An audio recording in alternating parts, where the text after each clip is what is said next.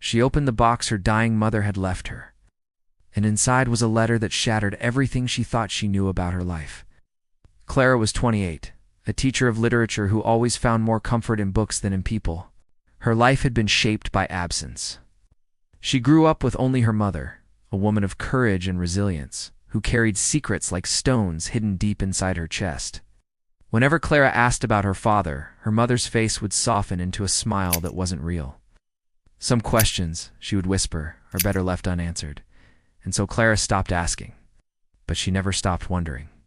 Every birthday candle carried the same silent wish. "Who are you, Father? Why didn't you want me?" Her mother's illness came like a thief.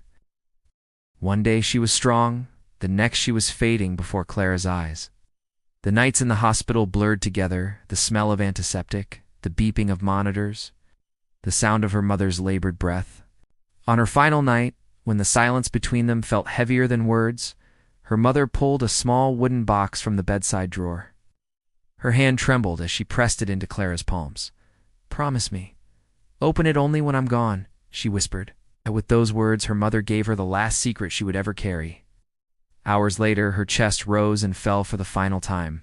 The funeral was quiet, too quiet. Rain soaked through Clara's black dress as she stood alone by the grave. The box heavy in her bag as if it contained not wood and paper, but the weight of another life. For days she couldn't touch it. She kept it on the table, walking past it, staring at it like it was alive. Her grief was sharp, but beneath it pulsed something darker. Fear.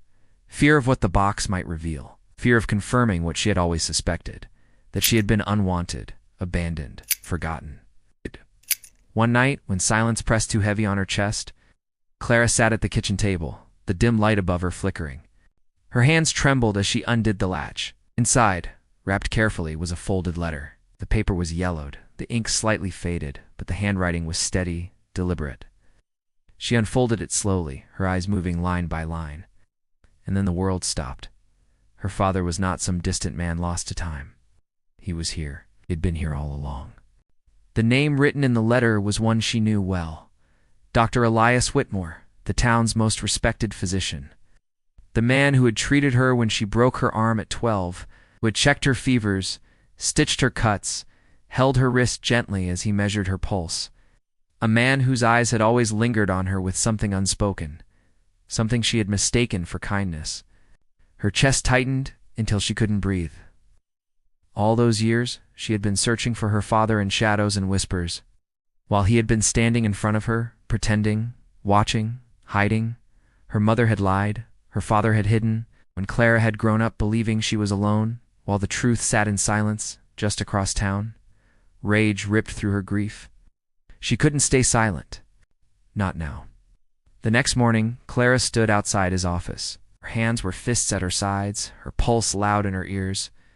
The smell of antiseptic and old wood greeted her as she pushed the door open. Patients filled the waiting room, their whispers fading as Clara walked past them, straight to the inner office. She didn't knock. She slammed the letter onto his desk. "You knew?"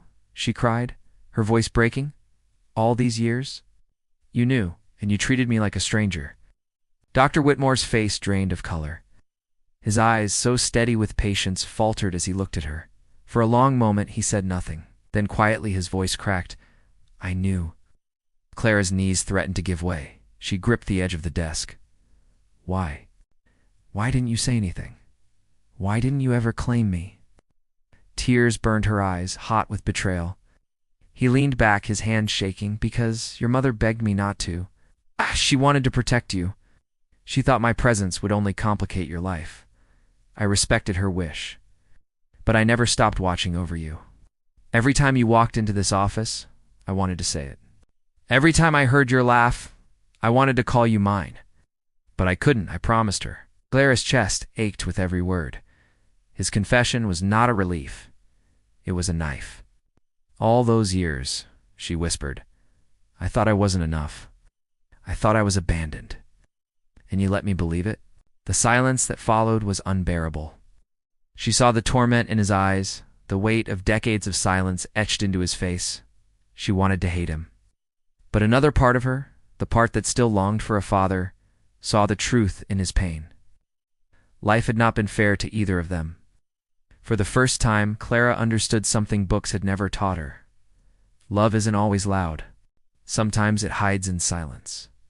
Sometimes protection looks like absence, and sometimes the only way forward is forgiveness. She did not call him father, not yet. But as she walked out of his office, she carried something new inside her, the power to choose what to do with the truth. Because the truth, once revealed, cannot be buried again. It demands to be faced, even if it breaks us. And maybe, just maybe, it can heal us too. If this story touched you, subscribe for more. Because here, every story is a thread in the fabric of life, and each one can change the way we see.